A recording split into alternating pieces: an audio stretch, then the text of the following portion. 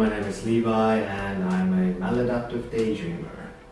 Keep in mind that throughout this video I will use the term MD or MDD to describe maladaptive daydreaming. It's just a lot quicker to say. In this video I will explain basically what MD is, what it consists of, and what researchers usually look for when they try to find people to do research on.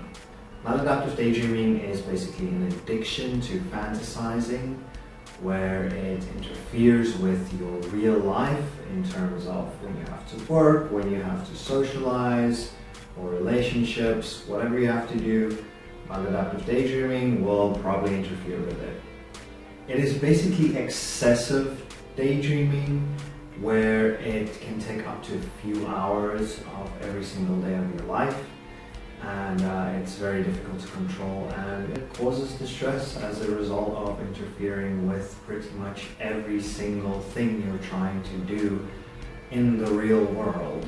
It is usually triggered by music. It can also be accompanied by music and also by repetitive movements such as pacing, walking, rhythmic movement disorders. So basically what happens with maladaptive daydreaming is that when you fantasize, you enter this extremely detailed world that you've created in your head. And these detailed worlds basically feature the maladaptive daydreamer themselves, but as an idealized version of themselves. Basically, the main character. These worlds can also feature alternative family or alternative friends. So as I said previously, these worlds tend to be extremely detailed, and as we all know, detail takes time, and therefore a maladaptive daydreamer's world is usually built upon over the years. The characters within these worlds also age appropriately, so if the daydreamer were to be 35 today, then their idealized version would age to be 35 in their fantasy worlds. MD can bring a lot of satisfaction in terms of the maladaptive daydreamer sort of imagining themselves being a celebrity or dating a celebrity or being well known or being the hero of the story. MD can also help soothe people when they are in distress or when they are in not so nice situations. As with everything in the world, it has to bring balance by featuring something that could be very negative in turn. It can also feature daydreams where the person themselves get hurt or they die even, or they just imagine people that they love who get hurt or die. And that can bring upon a lot of, I'd say sadness. So MDD is very time consuming, but it's also like this thing where if you get interrupted or if somebody snaps you out of it or you try to force yourself not to experience MDD, then you feel frustrated or you just feel annoyed. I do know that researchers have noted of cases where people have developed full-on illnesses because they try to force themselves not to deal with this MD issue. MD comes with a lot of other things such as dissociation, obsession, inability to focus. When you dissociate while you daydream, then you know you're in the real world, but as soon as you start this session of maladaptive daydreaming, your consciousness is in this fictional world. You know it's not real.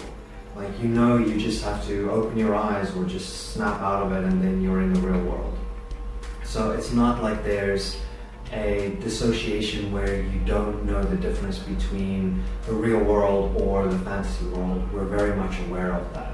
Then when it comes to obsessions, right now I'm speaking for myself. I haven't really looked into this, so I'll be honest about that. When I'm obsessed about something, I'm obsessed. Like, you have no idea, and I think my friends can vouch for that. I literally do not shut up about the thing that I'm obsessed about, and it's been like 5 years and I'm still on the same thing. So yeah, you can obsess over something, and usually what happens when you obsess over something is you bring it into your fantasy world. Inattention.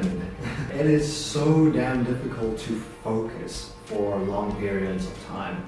I think a lot of people also experience this thing where while people are talking to you, and I know this happens quite a lot when people talk to me, and it's not that I'm not listening, it's just that it happens and I can't control it. When you are talking to someone and they are talking to you, you're listening and then suddenly you're not. And then at one stage you realize, oh fuck, I haven't been listening to what this person has told me.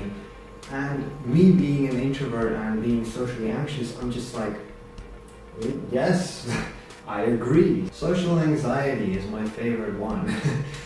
It's basically where you want to be alone, because when you're around other people and you have this urge to daydream, you cannot do so. And the more you are with other people and the more you try to force yourself not to daydream, the more frustrated you get, the more angry you get, the more annoyed you get. So internet addiction is a pretty big thing. I feel like a lot of people will say, yeah, I'm addicted to the internet. I cannot leave Facebook alone. And it's like, no, you don't understand. Internet addiction is basically the internet form of MDD. You basically cannot help yourself but to be on the internet instead of doing literally anything else. Because the internet is so fast moving and you see new information every few seconds, you sort of remain focused on it. So, like I said before, MDD really interferes with absolutely everything. It interferes with relationships, it interferes with social situations, with work, with chores, with studying, anything that you need to do, it interferes with it. That's the best thing about it. That's why we love it so much. So usually people do feel this distressing and they try to talk to therapists or to psychologists, and because MD isn't a thing yet, an official thing in the world of psychology, and it's not mentioned in the DSM-V yet, you can't get diagnosed with it. There are certain mental illnesses or traits that go with MDD, and a lot of them tend to be depression, anxiety, ADD, ADHD, OCD, stuff like that. So what happens is that when you go see a therapist and you're like, help me, they're just like, oh, okay, well, you have this thing. So then what they do is they incorrectly diagnose you with, let's say, one of the things like major depressive disorder. Okay, I can't say incorrectly diagnosed because technically it's still correct, but you get what I'm saying. And then they put you on treatment for major depressive disorder, and then what happens is that your depression gets treated, but it doesn't deal with MD itself. So, like I just said, that MD is usually accompanied by other things, such as depression, ADHD, ADD, anxiety, OCD, all of those tiny things, it usually goes coupled with it. And I explained it to someone really well the other day. I said, it's not that I have a bunch of things that I'm dealing with, it's that I'm dealing with one thing that is made up of all of these bunch of things. So it's not that I have depression and anxiety and this and this and this, it's that I have maladaptive daydreaming disorder, which consists out of depression, anxiety, all of that kind of stuff. A lot of people with maladaptive daydreaming disorder tend to feel shame about it, or they try to conceal it.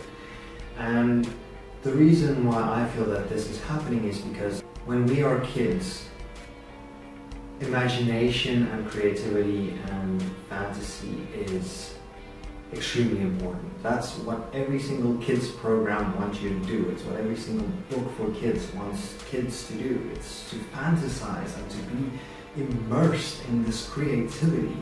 But then as we enter school, our teachers start telling us, and our parents start telling us, and our family and our friends start telling us, you need to come back to earth. You need to start living in the real world.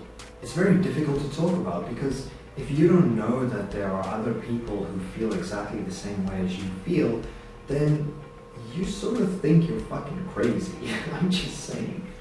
It feels very strange for me to have found a Discord group, which I will link in the description, or just forums, also linked in the description, where people feel exactly the same as I feel. A lot of people would say, yeah, well, it's just another label. What I usually tell people is that what seems like a label to you is an answer to me. That's all from my side for this video. I really hope you guys enjoyed, and hit like if you liked it, hit dislike if you disliked it, and let me know in the comments why I suck, and I will try to not suck in the next video, I suppose. See you guys in the next one. Cheers.